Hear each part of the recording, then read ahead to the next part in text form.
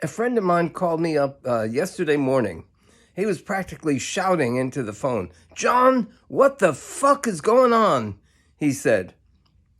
His company is unable to get the electronic parts it needs to complete its jobs because those parts come from China. And none of the suppliers really knows what kind of price to put on the parts, so everything is on hold. This is just like the smallest part of the massive chaos that Trump and Musk are introducing into the United States and into the world.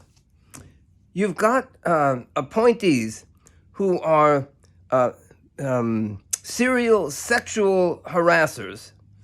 You've got people who are 20-something-year-old kids who are now being put in charge through Musk's Doge, put in charge basically of the Treasury Department, which disperses something like $4 trillion in payouts per year. It's just complete, utter chaos and confusion. That same friend of mine and I were talking about why would workers vote for Trump and whether it really makes any sense that they do vote for Trump.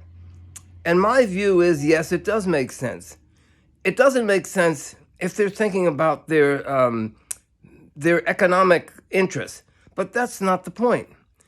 If you're a worker, if you're a man who enjoys dominating women, if you're just a bully, or if you're a white person that wants to take out all your frustrations on people of color, if you hate and fear people of different ethnicities or different national origins, or if you're a person that just does not want to think about the enormous crisis that we are facing from global warming, doesn't want to think about the enormous changes that are going to have to be made in U.S. society and, in fact, in world capitalism in order to deal with this crisis, if you just don't want to think about that, if you prefer to live in a state of denial, then it makes complete sense to vote for Trump.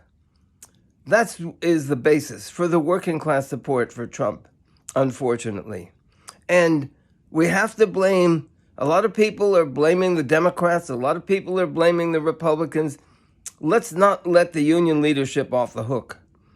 They have, you have the great hope of the left, that so-called reformer Sean Fain of the United Auto Workers Union, who published a column in the Washington Post saying we want to work with Trump. You have others who are just saying absolutely nothing.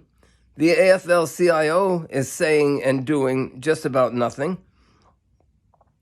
And they have done everything that they possibly could for decades and decades now to suppress all the best traditions of the U.S. working class and of the labor movement, the traditions that include simple class solidarity. This is the result of of their policies.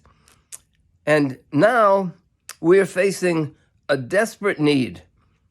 The union movement has it in its power to completely set Trump, MAGA, Musk, and so on back on their heels. You already have, in the Latino immigrant workforce, you already have thousands of workers tending to stay away from their work out of fear.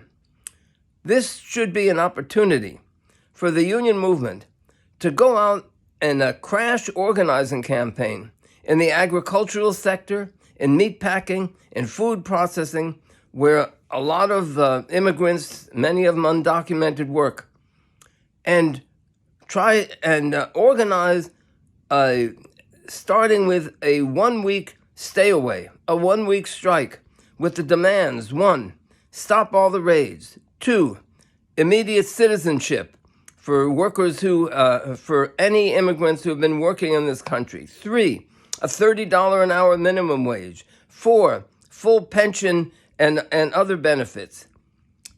And they should be mobilizing that sector of the labor movement and of the working class and its supporters who would support that to come out and stand on the picket lines at those workplaces.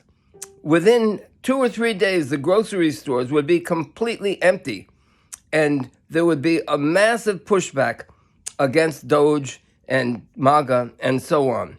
They appear to be all powerful right now. The only reason that they appear to be powerful is because of the lack of organization within the working class. This is John Ryman from OaklandSocialist.com.